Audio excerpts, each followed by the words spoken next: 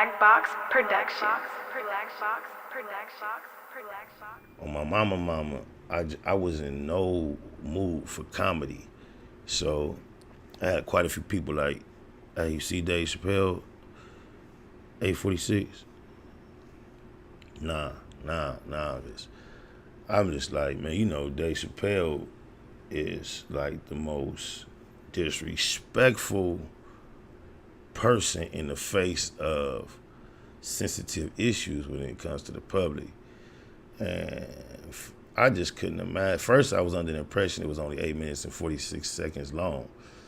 I was not in the mood for no comedy. However, a certain individual sent it to me who don't joke really, and is very sensitive to the issues that are affecting our society at this time. And when they sent it to me, it made me look at it. I had no idea what to expect. I don't even know how to describe the genius that attended what I saw. Like, dude stood up there for the better of a half an hour, and it seemed as if he was starting off getting the serious conversation out of the way, and I'm gonna get to the jokes. That was the kind of the momentum he led with, and throughout the whole thing, it stayed right there. Like, okay, the jokes are coming.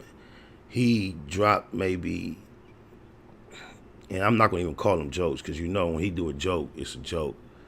But he said about, and this is just a guesstimation, and this is being over considerate to make sure I'm not putting no extras on nothing. I'm gonna say he said about 9 to 11, what you consider funny things, and they were like half a sentences. But for the whole time, he got up there and articulated exactly what my soul has been feeling throughout the whole process. I went to a graduation party with my family members a couple days ago, and it blew my mind that I'm sitting here having an argument with somebody I grew up with in my family, same age, same color, same everything. We got children in the struggle. So many things the same.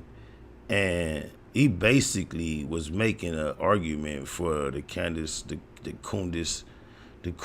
Owens position and debating. And I'm intolerant of anything of that nature. So I'm going back and forth with him, and it blew my mind that I had to even explain the position.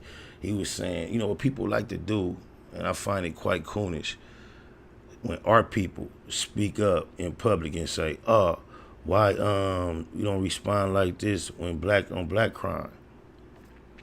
And I give everybody the benefit of the doubt.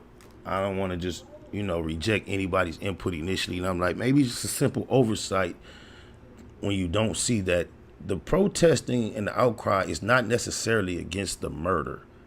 However, it's against the lack of accountability required of the murderer.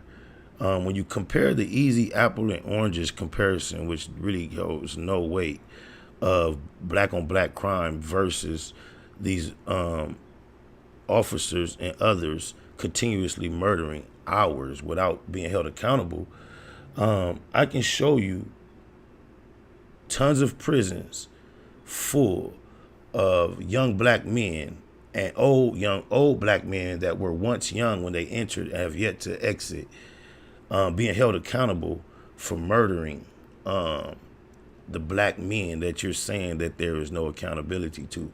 The two don't even compare. There is, however horrible the situation is with our kind turning our weapons on one another, it is nowhere near in association with the conversation when we're speaking about the lack of accountability that is given to officers when they murder us on camera with far less evidence that we get found guilty for even killing one another on a regular basis.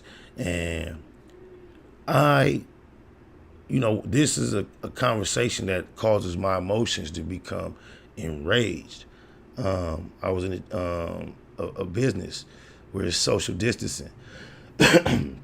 Everybody in mask, in a long line, 6 feet apart. And a black lady in there saying something about stimulus. Second part ain't gonna be that big because all the riots, they gotta give it to repairs and all that. And I was trying to like let her know, like, so what?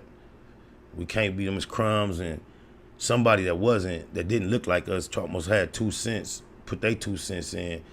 And it was a lot of, I lost it. I'm like, man, you don't have no, I said, you ain't even black, man. If you don't, I'll break you. And like, he tucked his tail, left it alone. He was a male as well. So I couldn't believe that I would have to attempt to articulate my position on why I don't give a f about anything that I saw the public participate in. I don't care about all the conspiracies I hear about others that didn't have pure intentions participating.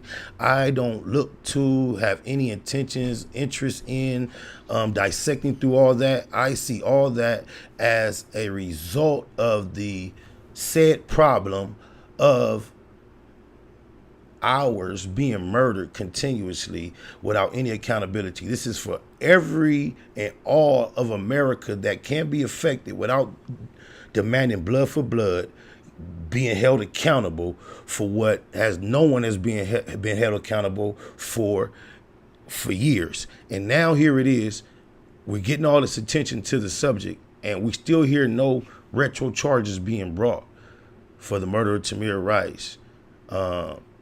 We don't hear any retro charges being brought for Michael Brown's murder.